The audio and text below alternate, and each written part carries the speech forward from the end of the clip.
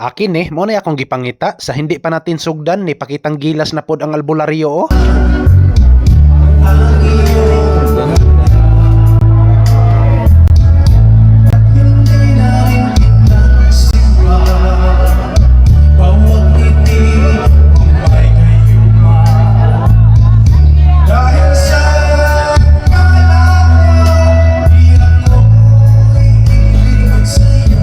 Sama ni ato tutorial o video kay klaro ha.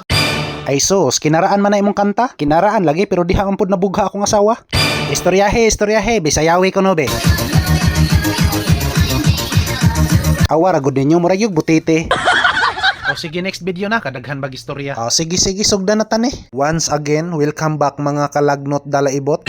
Sorry. Ibig kong sabihin, katanggal dala ko. Klaro ha po na. Nagsorry gani ko no. Sakto ka. Hyundai Grand Star X D4CB engine, super black smoke issue at sobrang napakalo power sa makina. Kaya dito, gamitan natin ng literal na hula-hula. Ibig sabihin, hindi po tayo gumamit ng ating X-ray machine. Alright, here we go. Alright, so pandarin natin ang makina. Engine start. Ayan so mandar ng makina ngayon. At pansin natin ngayon mga kalbularyo ay parang gitakigan ang andar ng makina. At hindi naman lumalabas yung ATM indicator light rito.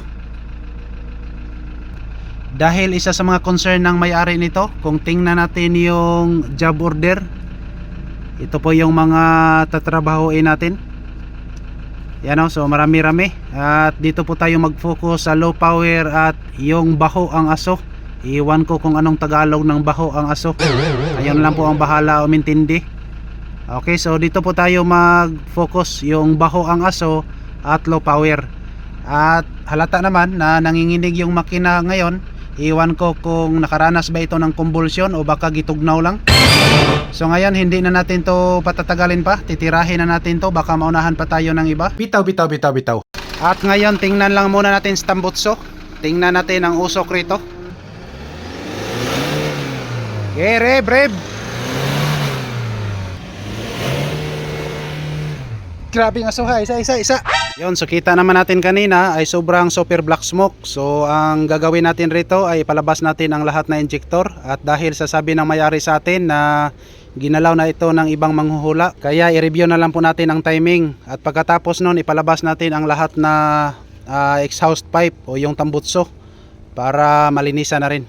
Fast forward tayo mga katidike. Unang-una, tinitira ko rito ang lahat ng mga valve lifter dahil sabi ng may-ari na ginalaw na raw ito ng ibang Merico. And for your more info, pinalitan na raw ito ng head gasket kaya hindi na ako nang hilabot pa sa ibang pitsi-pitsi rito. Sa mga hindi pa nakasabot dyan, klaroho na to ni pag-ayo. Ang lahat na valve lifter lang po talaga ang nilinisan namin rito. At syempre, as what I've told you, nalinisan na rin namin ang tambutso nito. At syempre, pinalitan rin namin ng lahat na injector washer. Kaya ni-review na lang po namin ang timing nito. Sa tingin ko parang wala na akong ibang kailangan pang ipaliwanag sa inyo. Basta ang naging issue lang po talaga mga kalbularyo, ang lahat na valve lifter lang po talaga ang root cause sa low power issue. Para hindi na tayo lalong madugay pa, let's proceed to the next video. Ayan, so katatapos lang po nating nagkabit lahat rito, yung mga pitsi-pitsi.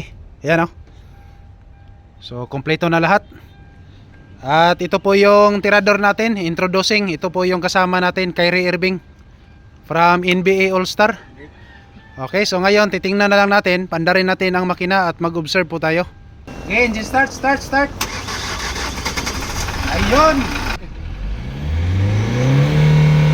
Ayan So aabot na po tayo dito sa 4,500. Ulitin natin.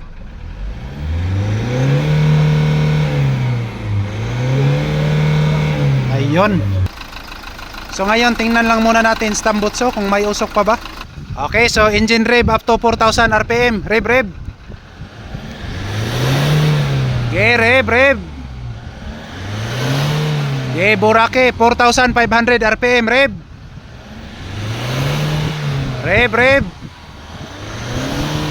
Alright, so kita nyo ngayon mga kalbularyo ay wala nang usok. Okay, so ganyan lang po ang ating ginagawa. Maraming salamat po sa inyong panonood. As always, to God be all the glory. Thank you so much.